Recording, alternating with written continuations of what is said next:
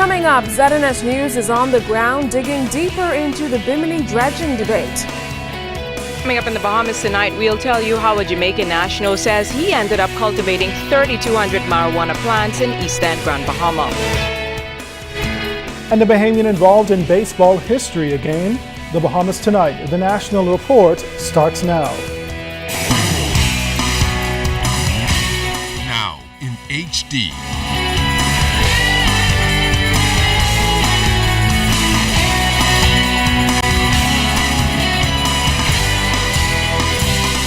ZNS Network presents The Bahamas Tonight. This portion of the news brought to you by BTC Every Day. Bimini residents have mixed reaction to the dredging project on that northern island. Good evening, everyone. I'm Keishla Adderley. And I'm Andrew Knowles. Thanks so much for joining us. The back and forth court rulings, which have controlled the progress of a cruise port on that island, has given some residents pause as well. Now, while some residents we spoke to were eager for the work, others continue to query the environmental impact of the project. Genea and Noel-Ferguson was on the island and has their reactions to the development.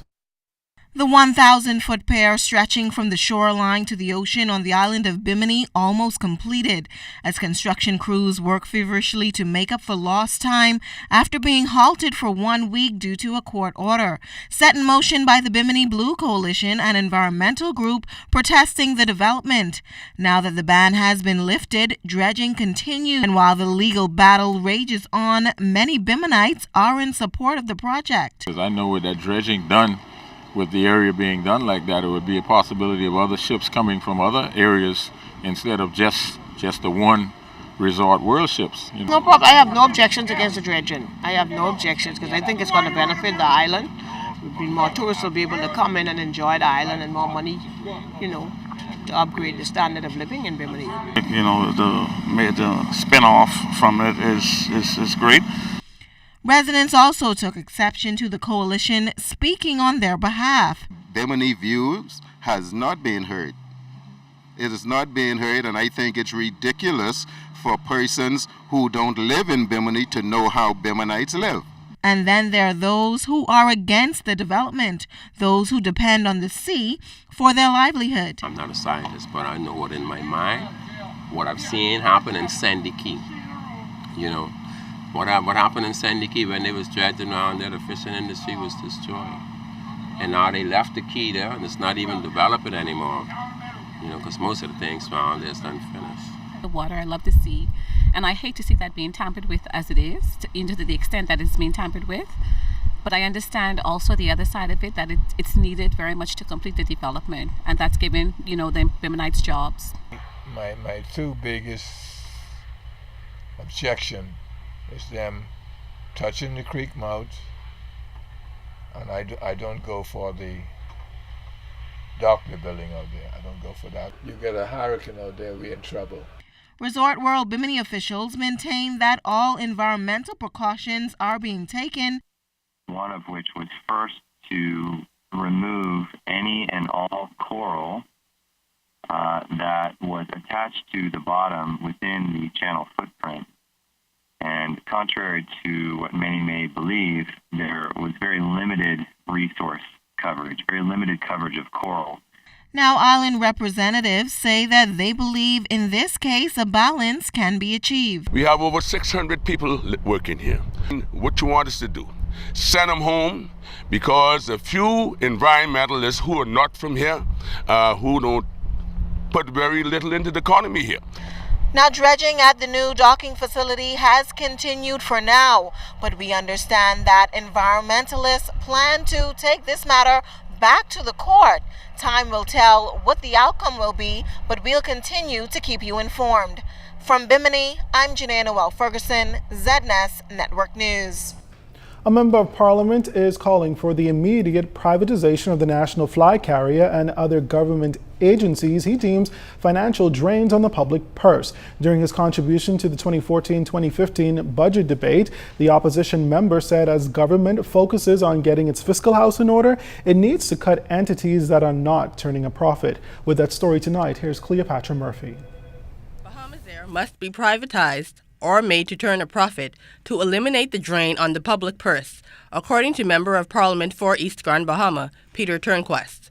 While making his contribution to the 2014-2015 budget debate on Monday, Turnquest said the national flag carrier and quasi-government agencies, including the Broadcasting Corporation, Water and Sewerage, and Nassau Flight Services, are financial burdens that collectively drain $48 million annually. In a properly conducted privatization exercise, all of these entities can be sold off for a profit dedicated to debt reduction, and thereafter become profit centers through royalty fees, licenses, rather than expense centers as they are today.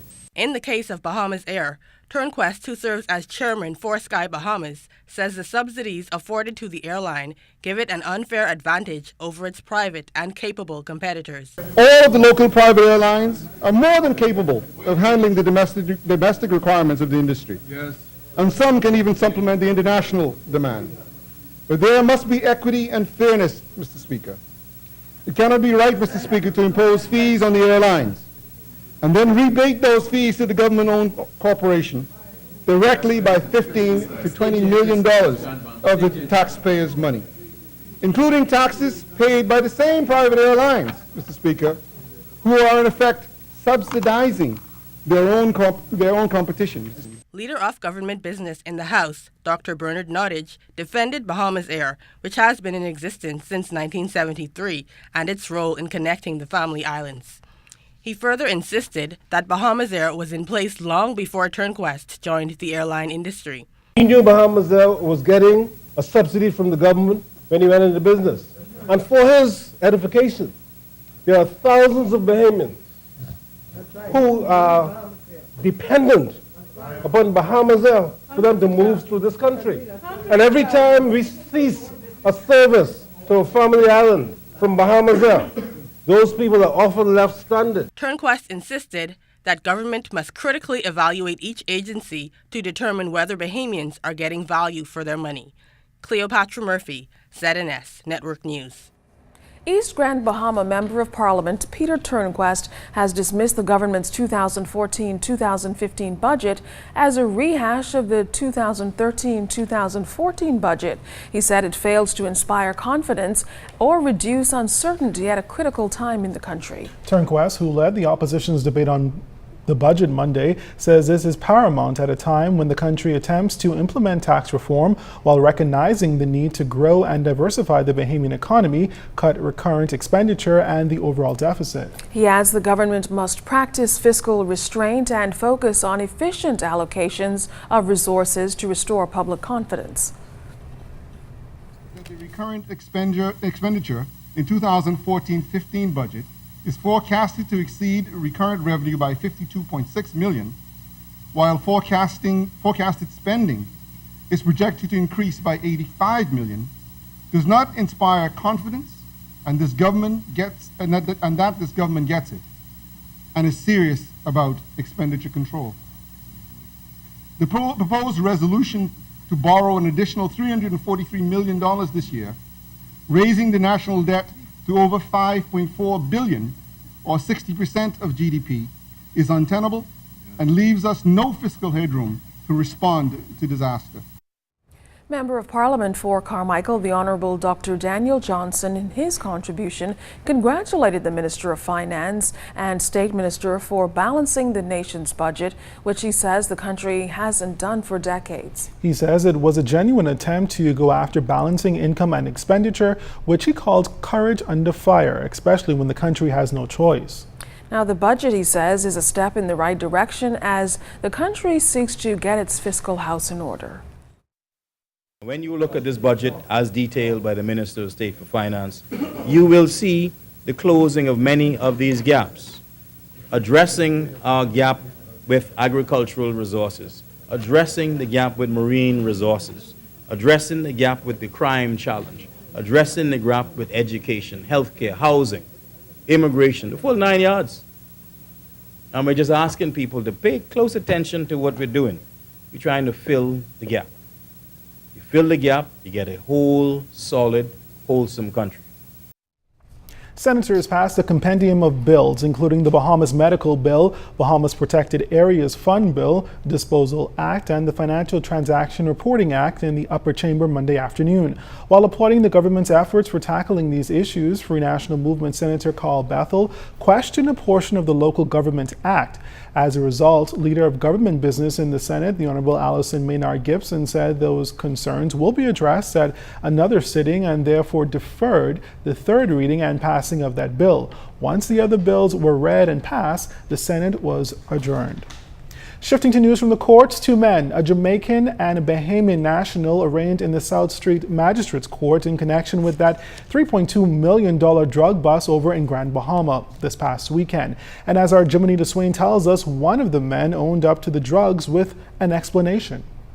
Jamaican national 49-year-old Errol Wallace of Westmoreland, Jamaica, in the white shirt, was charged with possession of a prohibited weapon, possession of ammunition, and possession of dangerous drugs with the intent to supply, as well as cultivation of dangerous drugs. The offenses occurred May 31st in East End, Grand Bahama. He and his co-accused, Darren Earl Anderson and the Cap of Brinkhill Road, Freeport, were both charged with conspiracy to possess dangerous drugs with the intent to supply. Wallace admitted that he was responsible for the drugs and cultivating them, as he pled guilty to all charges.